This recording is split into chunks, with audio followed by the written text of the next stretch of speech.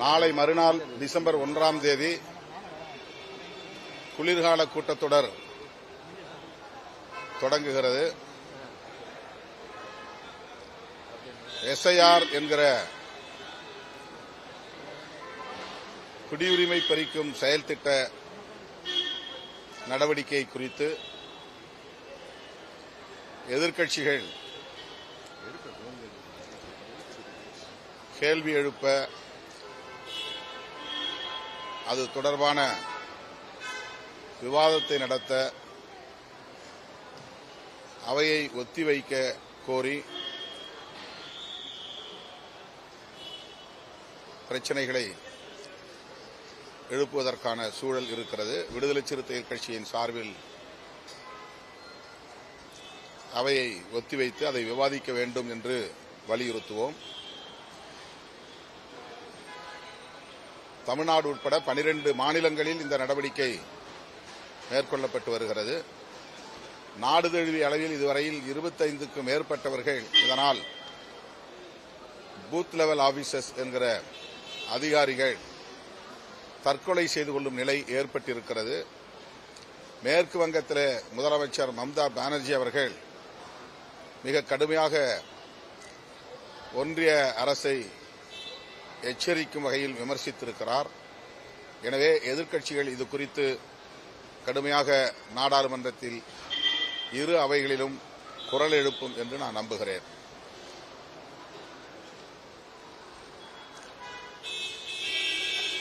இலங்கையில் புதிதாக அரசமைப்பு சட்டத்தை எழுதுவதற்கான முயற்சிகள் நடைபெற்று வருகின்றன.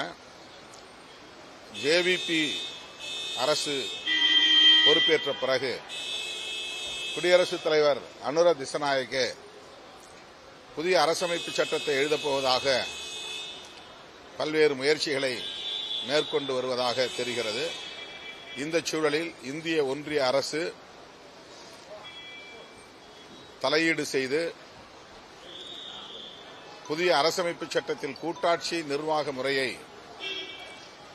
கொண்டு வருவதற்கான ஏற்பாடுகளை செய்ய வேண்டும் என்று ஈழத் தமிழர்கள் விரும்புகிறார்கள். இந்திய அரசு ஈழத் தமிழர்களுக்கு அதிகாரத்தை பகிர்ந்தளிக்கக்கூடிய வகையில்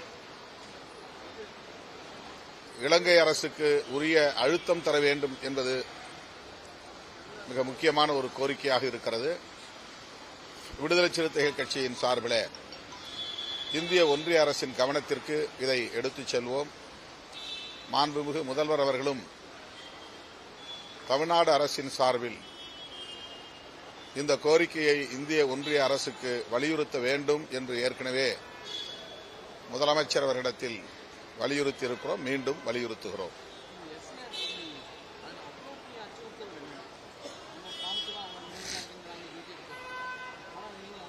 அது வெறும் வாக்காளர் பட்டியல் சீராய்வாக இருந்தால் பிரச்சனை இல்லை. கடந்த காலங்களில் எல்லா தேர்தலின் போதும் சம்மரி ரிவிஷன் என்கிற பெயரில் பெயர் நீக்கம், பெயர் திருத்தம், பெயர் சேர்த்தல் என்கிற நடவடிக்கைகள் மட்டும்தான் இருந்தன. இப்போது புதிதாக விண்ணப்பம் கொடுத்து 2002 முன்பு எடுக்கப்பட்ட வாக்காளர் பட்டியலில் நம்முடைய பெயர் இருந்தால் எந்த ஆவணமும் தர தேவையில்லை. அந்த பட்டியலில் இடம் பெற்றிருக்கவில்லை என்றால், பெயர் இடம் பெற்றிருக்கவில்லை என்றால் அவர்கள் கோருகிற 13 ஆவணங்களில் ஒரு ஆவணத்தை காட்ட வேண்டும். அது குடியுரிமையை சோதிக்கிற ஒரு ஆவணம். நாம் இந்த நாட்டின் குடிமகனா இல்லையா என்று குடியுரிமையை சோதிக்கிற ஆவணம். ஆகவே இவர்கள் தேர்தல் ஆணையத்தை பயன்படுத்தி குடியுரிமை சட்டத்தை நடைமுறைப்படுத்துகிற முயற்சியில் ஈடுபடுகிறார்கள். நேரடியாக செயல்படாமல், CAA சட்டத்தை நேரடியாக நடைமுறைப்படுத்தாமல், அதிகாரமற்ற ஒரு நிறுவனத்தை பயன்படுத்தி, தேர்தல் ஆணையத்தை பயன்படுத்தி தேசிய குடிமக்கள் பேரேட்டை உருவாக்குகிற முயற்சியில் ஈடுபடுகிறார்கள். இது அரசமைப்பு சட்டத்திற்கு எதிரான ஒரு போக்கு. அடுத்து இந்த நடவடிக்கை மூலம் குறைந்தது 10% 15% வாக்காளர்களின் பெயர்கள் பட்டியலில் இருந்து நீக்கம் செய்யப்படுகின்றன.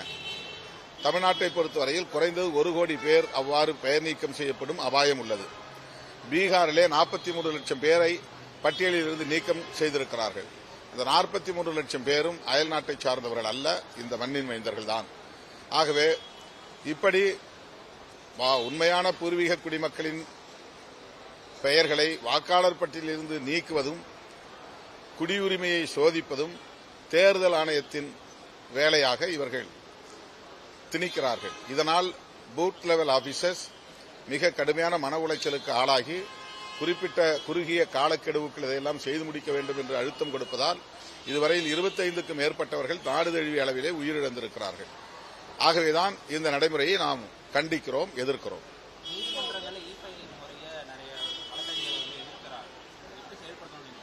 எது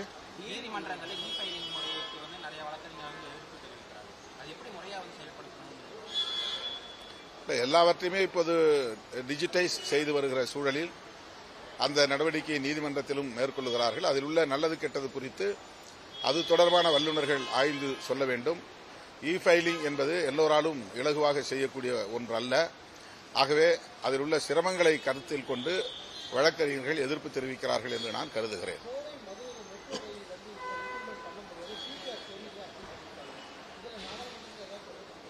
கட்டாயமாக இது குறித்தும் நாங்கள் நாடாளுமன்றத்திலே குரல் எழுப்புவோம் அல்லது தொடர்புடைய அமைச்சரை சந்தித்து முறையிடுவோம்.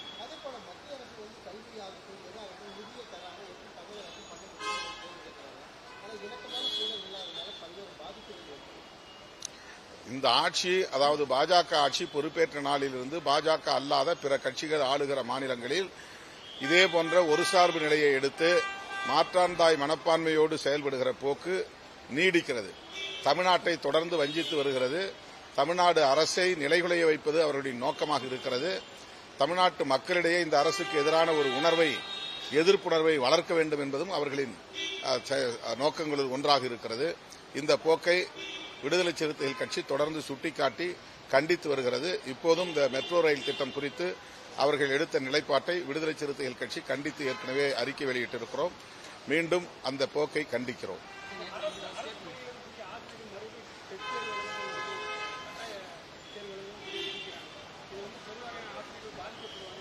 ஏற்கனவே இந்த பிரச்சனை குறித்து முதலமைச்சருடைய கவனத்துக்கு கொண்டு போயிருக்கிறோம். அவர்கள் அந்த தேர்தலை எழுத வேண்டும் என்று வலியுறுத்துவதை அரசு மறுபரிசீலனை செய்ய வேண்டும், அதை கைவிட வேண்டும். ஏற்கனவே கருத்து சொல்லிட்டேன். யாரு இல்ல, அது அவருடைய நிலைப்பாடு. திரு செங்கோட்டையன் அவர்கள் அதிமுகவிலே ஒரு மூத்த தலைவர்.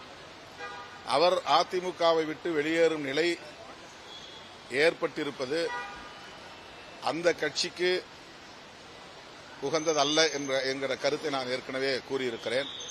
அவர் தாவேகாவை தேர்வு செய்தது அவருடைய கருத்து, அவருடைய முடிவு. அதிலே நான் கருத்து சொல்ல விரும்பவில்லை. ஆனால் அதிமுகவை இப்படி ஒரு நெருக்கடிக்குள்ளே தள்ளியதில் பாஜகவுக்கு ஒரு பங்கு இருப்பதாக நான் கருதுகிறேன். செங்கோட்டையன் அவர்களே ஏற்கனவே டெல்லிக்கு சென்று வந்த பிறகு என்னை அழைத்தது அமித்ஷா அவர்கள்தான் என்று கூறியிருக்கிறார். அமித்ஷா அவர்களோடு அல்லது பாஜக தலைவர்களோடு அவ்வளவு நெருக்கமாக இருந்த ஒருவர் அதிமுகவிலே தொடர முடியாத நிலை ஏற்பட்டிருக்கிறது என்றால், அதிமுகவும் பாஜகவும் கூட்டணி கட்சிகளாக இருக்கிற சூழலில் இது எந்த அடிப்படையில் நிகழ்ந்தது என்கிற கேள்வி எழுகிறது.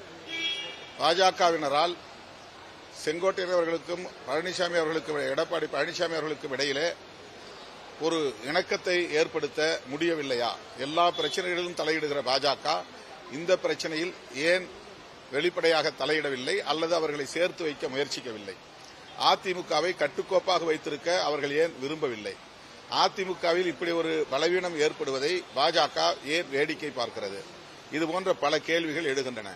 எனவே திரு செங்கோட்டையன் அவர்கள் அதிமுகவை விட்டு வெளியேறியதில் திரு எடப்பாடி பழனிசாமி அவர்களுக்கும் திரு செங்கோட்டையன் அவர்களுக்கும் இடையிலே ஏற்பட்ட பிரச்சனை மட்டும்தான் காரணமா, அல்லது பாஜகவின் சித்து விளையாட்டுகளில் இதுவும் ஒன்றா என்ற ஒரு சந்தேகம் எனக்கு இருக்கிறது என்பதை ஏற்கனவே கூறியிருக்கிறேன். அந்த கருத்தில் நாங்கள் இன்னும் உறுதியாக இருந்தாலும் அந்த கோரிக்கையை வைக்கிற ஒரு காலச்சூழலாக இது இல்லை என்பது எங்களுடைய கருத்து. எங்களுக்கு தான் ரெகக்னிஷன் ஆயிருச்சு. இல்ல ரெகக்னைசேஷன் ஆயிருச்சு, எங்களுக்கு சின்னம் சொந்த சின்னம் வந்துருச்சு. இல்ல சொந்த சின்னம் வந்துருச்சு. இப்ப அந்த கேள்வி எழாது. ரெகக்னைஸ்ட் பார்ட்டி, அதனால எங்களுக்கு சொந்த சின்னம் பானை சின்னம் கொடுத்துட்டாங்க.